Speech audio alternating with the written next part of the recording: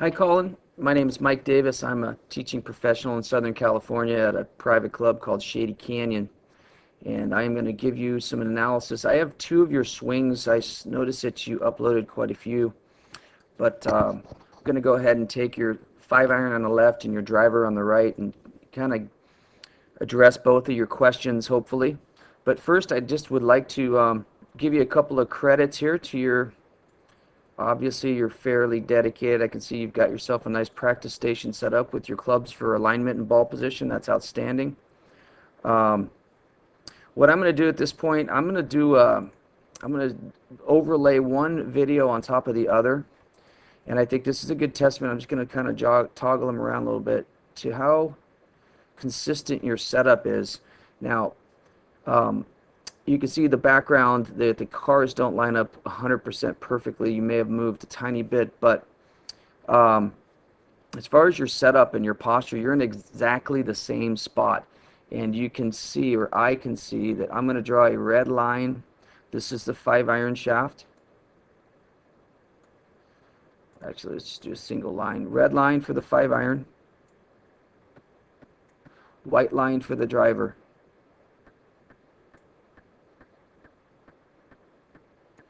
And I think that's a testament to you. You did say that you play the ball further left in your stance for the driver, which is perfect. So ideally, you've got a great posture there. Your starting position. So if we do that again, we've got the ball position here in white for the driver. Ball position in red for your 5 iron. It's back a tiny bit in your stance. So I think that's great.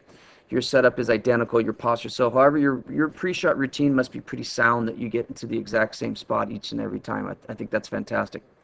Okay, now on with the swing. Let's go ahead, and I'm just going to have these things go together. They should get to impact at about the same time, but they might not be in positions exactly the same because of the speed of the swing might be slightly different. So two things right away. I don't know what your handicap is, what kind of scores you shoot, but let me go to the 5 iron on the, or excuse me, let's see. Driver, let's do the 5 iron first. Okay, your 5 iron. Number one, I love your setup. I think it's great. So let's advance this video a little bit. And before I do that, what I'm going to do is I'm going to put a face-on view with a tour player next to you. This is Aaron Baddeley hitting an iron as well. I like to use him because his swing is very simple, very efficient. This is actually before he went to the stack and tilt, but I think he had a great swing before then anyway. So let's get you guys to the same spots here. And I want you, Colin, just kind of look at things. Number one, the first thing that I see is that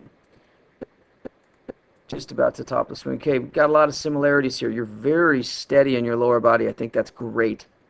Tough to tell with the garments you're wearing how much turn you're getting in your hips, but I love your lower body structure here. One thing that's kind of evident here, we might be folding a little bit here in the left arm. That might be flexibility, but if you could keep your hands out here a little bit, you'd be getting a bit more width in your swing, maybe getting a little bit more leverage.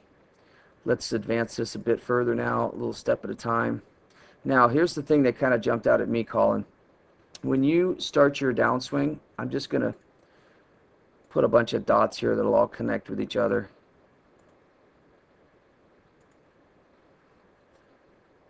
I want you just to kind of look at what happens when you start your downswing. You've got like a little a lunge towards the ball, like a downward movement with your chest. Now, I don't know, it looks like you took a pretty good sized divot there, tough to tell. But at this point, I'm starting to see a little fold in the arm here, and you're getting some space, some separation between your left arm and your chest there. Here's the other thing, Colin. I would love to see on your side that when your arms, you guys are in about the same spot, your hands are at about 1 o'clock, you can see that he's released the club more efficiently. That would be badly on the right. You can see that he's unhinged the club and it is folding properly. You have what I would call a late release. If you don't release the club, then a lot of times it's a sign of grip pressure, tension. But if we could get you to release the club sooner, as in right here, you want to have that position. Your position on your follow through should look something like that. Okay, I just flipped you to a lefty from a righty, but if you're hinging, we want to unhinge. So don't hang on to the club. Let it go from right here. Just let it go. Kind of a late finish, late hinge. Now, as far as your driver swing goes, here's what I really like what you do. I love the way you walk in with your feet together there, Colin. That's fantastic. It always sets your height the same. You can set your spacing the same. That's very, very good job on your part. Now, as far as your left heel moving, I'm not seeing a lot of that. What I am seeing is that you're almost staying back on your right side a little bit.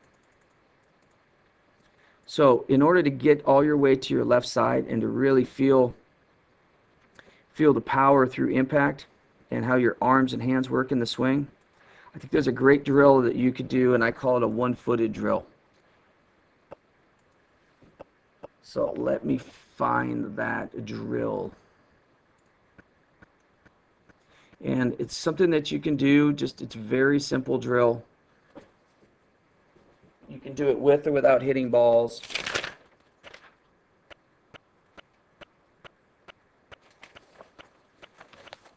And basically,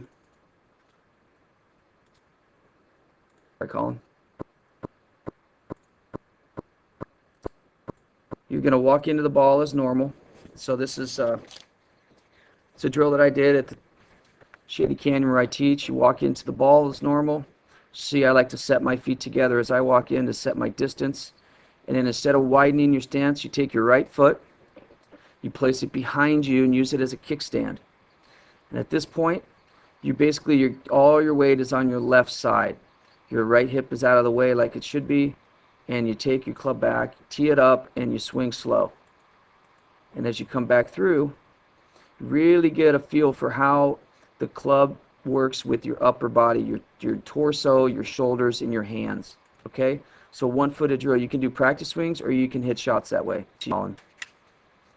Now, as far as the hinging of the club, I think a great way to do that would be in short shots. Hit a lot of pitch shots. So if you hit a lot of pitch shots, here's Ernie Els hitting the pitch shot. Sets the club, and he releases the club. Gets the shaft vertical. So if you hit a lot of pitch shots, Colin, I think that might help you quite a bit. So as far as your driver goes, I don't know that I'm seeing the same thing as you, but pretty good golf swing. I like the way you look at your target. You look very, very regimented. Here we go. All right, Colin, good luck to you. Thanks so much for bringing your swing to us for the Golf Digest Challenge. Here's some contact info for me if you feel so compelled to get a hold of me. Email is a great way to do that. Thanks again. Good luck to you, and have a great summer. Bye-bye.